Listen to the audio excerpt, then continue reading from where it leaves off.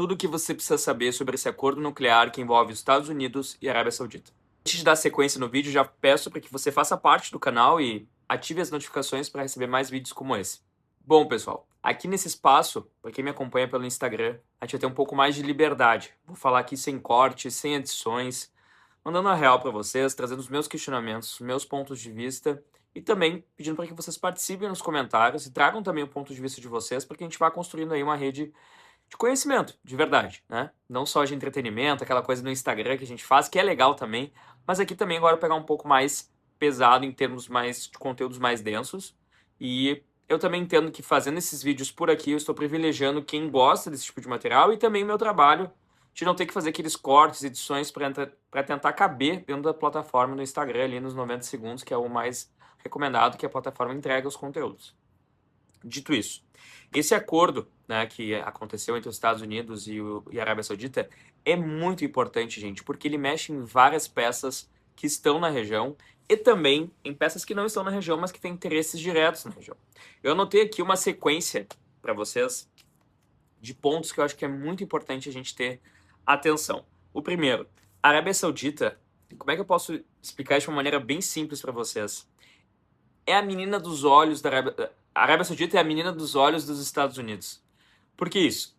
Desde 45, um parênteses aqui. A Arábia Saudita foi um dos únicos países na região, poucos, que não foram colonizados. Eles tiveram fortes influências externas, obviamente, principalmente com as elites sauditas, mas, né, principalmente dos ingleses e depois dos Estados Unidos, mas nunca teve uma colonização de fato como teve no Levante, por exemplo. A Levante, quando eu falo, é Palestina, Líbano e Síria, Jordânia e afins. Um ponto que é muito importante ali, que por muito tempo, agora eu vou fazer dar uma volta para o passado para poder também chegar no presente. Por muito tempo, aquela região e países aos arredores, que hoje é os Emirados Árabes, é o Catar, enfim, Bahrein, esses países eles foram explorados literalmente em termos de petróleo, né? Quando se descobriu o petróleo, se descobriu uma riqueza muito fácil de extrair, né? Tanto que é aí que surge, né, as Sete Irmãs, que são as 7 empresas petrolíferas, né, inglesas e norte-americanas, que extraíam e davam um royalty para essas para as elites sauditas, até que chegou um momento que essas elites entenderam que elas precisavam se organizar e o petróleo tinha que ser deles. Era deles, então eles que tinham que ter controle.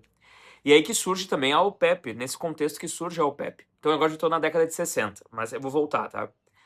A OPEP, então, só para vocês entenderem, é uma organização dos países que são exportadores de petróleo. Daí nisso inclui os países do Golfo, países que produzem petróleo. Tem a Venezuela também, que são países que têm, né, capacidade de petróleo. A Venezuela tem bastante petróleo, mas nada é tão perto quanto da Arábia Saudita, que é muito fácil de extrair. Eles furam ali e já sai o petróleo, né? Então é muito fácil. Então eles têm essa riqueza e uma barganha muito importante, né?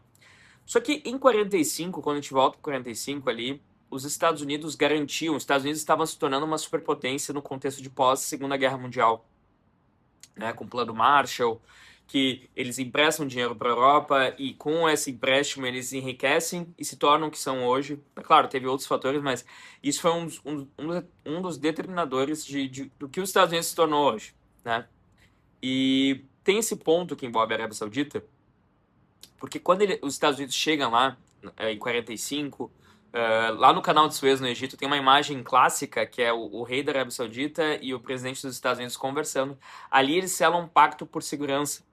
Os Estados Unidos apoiam eles, dão uma ajuda a eles pela segurança em troca de petróleo, né?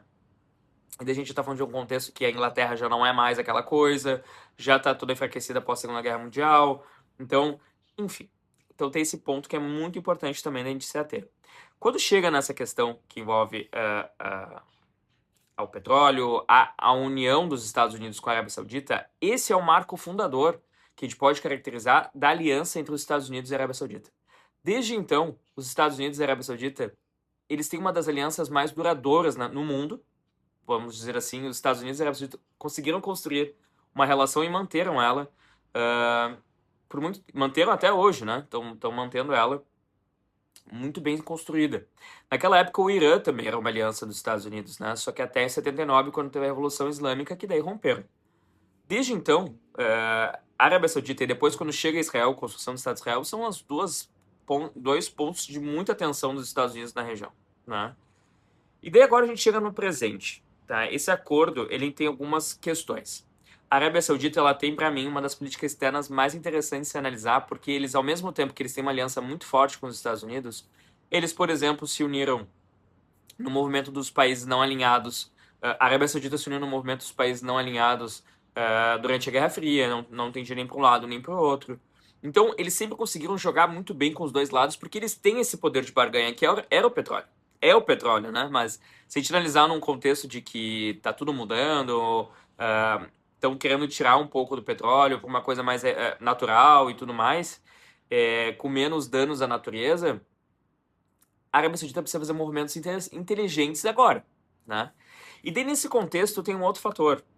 Como eu enxergo esse programa nuclear aí que os Estados Unidos estão oferecendo? Primeiro, os Estados Unidos está lá, o Trump está lá oferecendo esse programa, mas ele também recebeu muitas críticas, porque quando ele chega para a Arábia Saudita, por mais que eles digam que eles vão apoiar esse programa nuclear para fins pacíficos, para fins civis, não para fins militares, quando eles dizem isso, eles ligam um alerta em toda a região. Porque todo mundo pode olhar e pensar, pô, mas eu também posso enriquecer para fins civis e não militares. Só que isso é um problema, porque isso pode gerar uma corrida armamentista que pode ir justamente contra o que os Estados Unidos julga que não pode na região. Os Estados Unidos dizem que o Irã não pode ter programa nuclear, mas eles estão indo ali agora, e por mais que o Irã diga que o seu programa nuclear é para fins civis, eles estão indo lá fazer o mesmo com a Arábia Saudita. Então, isso gerou um grande debate dentro dos Estados Unidos, muitas críticas dentro dos Estados Unidos, inclusive de países que são, inclusive de israelenses dentro dos Estados Unidos, ou que têm alguma conexão com Israel dentro dos Estados Unidos, criticaram muito isso, porque eles entendiam que isso poderia levar para um outro caminho. E tem esse ponto. Só que como eu enxergo isso, né? Os Estados Unidos está vendo que se eles não se mexerem em relação à Arábia Saudita, a Arábia Saudita está criando laços muito fortes com a China. A China, assim como na América Latina, ela está tomando praticamente todo o Oriente Médio. Ela tem conexões muito fortes com todos os países do Golfo. Todos. A China ela faz um outro tipo de movimento. Ela faz jogo com todo mundo. Importa é fazer negócio. E a China está vindo com tudo ali. O que acontece? Antes do 7 de outubro, o Trump estava costurando os acordos de Abraão entre a Arábia Saudita e Israel. E ali é muito importante ver esse ponto, porque quando você coloca a Arábia Saudita junto com Israel, você está dizendo para um país que tem aonde está o centro da religião islâmica, está na Arábia Saudita. Então você está colocando que, bom, mas a Arábia Saudita, o tamanho, o peso que eles têm na região, estão fazendo os acordos de Abraão, estão entrando nos acordos de Abraão, então isso é um peso muito importante para os Estados Unidos e para Israel. E agora está se voltando essa discussão. Nem lembro como é que eu tenho aqui. Ah, tá, lembro da China. Por causa do falando da China. E a China, ela tem, antes do 7 de outubro, ela fez uma costura entre o Irã e a Arábia Saudita para eles voltarem a ter relações diplomáticas. E se a China consegue fazer isso, isso é um problema para os interesses dos Estados Unidos e de Israel. Né? Por mais que a Arábia Saudita tenha uma história com os Estados Unidos de uma relação, a gente sabe como eles vão indo. Eles vão indo conforme seus interesses e conforme a sobrevivência do governo. Eles lutam pela sobrevivência deles. E como é que eles lutam? Através do dinheiro, através dos negócios, através de acordos. E assim eles vão construindo esses acordos. Então, quando os Estados Unidos fazem esse movimento, eles também estão colocando uma contenção. Eles estão dizendo assim, ó, a gente está aqui por vocês. Nós vamos ajudar vocês a fazer o programa nuclear de vocês.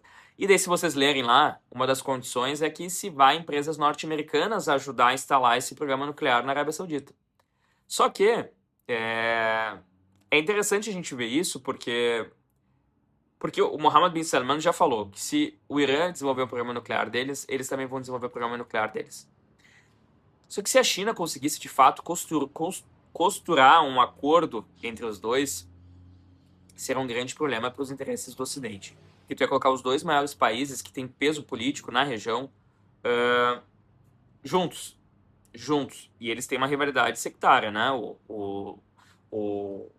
A Arábia Saudita é o arabista, sunita, e o Irã é xiita. Então tem essa questão também de interpretações do Islã. E Só que a China estava conseguindo construir isso aí, né? Então, construir. Eu tô misturando costurar com construir. E tá ficando isso aí. Mas é isso, gente. Então, tem todas essas questões e a cereja do bolo é que depois desse acordo aí que foi costurado entre os Estados Unidos e a Arábia Saudita, que eles fizeram esse acordo, que foi essa semana, o Trump soltou nas redes sociais dele que se eles não... que o acordo estaria condicionado aos acordos de Abraão. Eu não acho que isso seja inteligente por colocar isso agora, porque isso não foi colocado no acordo. A Arábia Saudita não manifestou o que tem a ver ou não tem a ver, se vai dar ou não vai dar esse acordo agora, porque a Arábia Saudita sempre disse, olha, só vai ter relações com Israel a partir do momento que se criar o Estado palestino. Essa é a condição para se formalizar os acordos de Abraão da parte da Arábia Saudita. Então, gente, isso vai ser uma questão que a gente tem que ver, porque não ficou claro, porque isso aí o Trump soltou nas redes sociais dele depois da assinatura do acordo.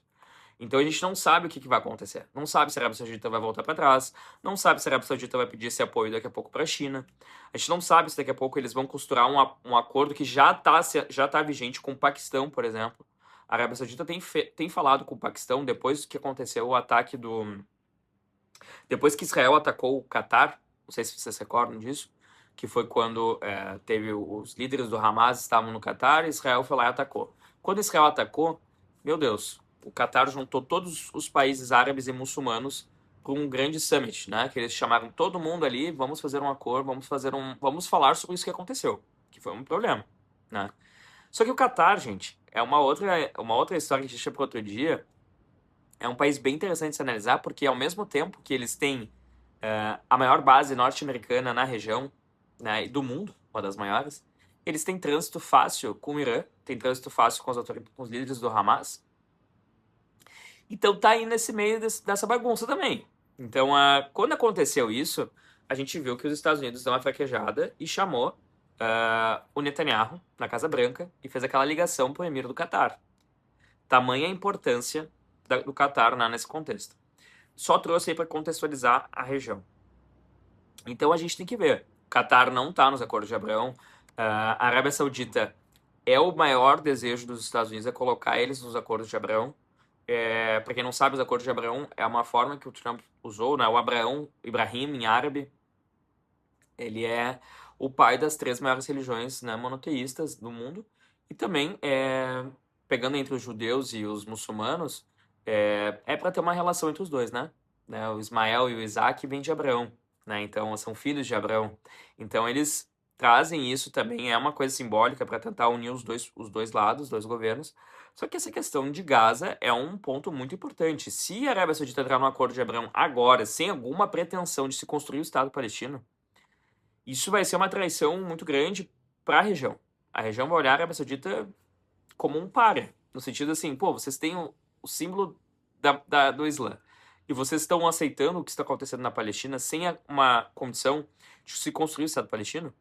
Porque esse movimento está acontecendo dentro de Israel já, né? Tem um movimento Standing Together, que é uma organização muito legal de acompanhar, criada por israelenses e palestinos, que eles advogam pelos direitos dos palestinos da sua autodeterminação.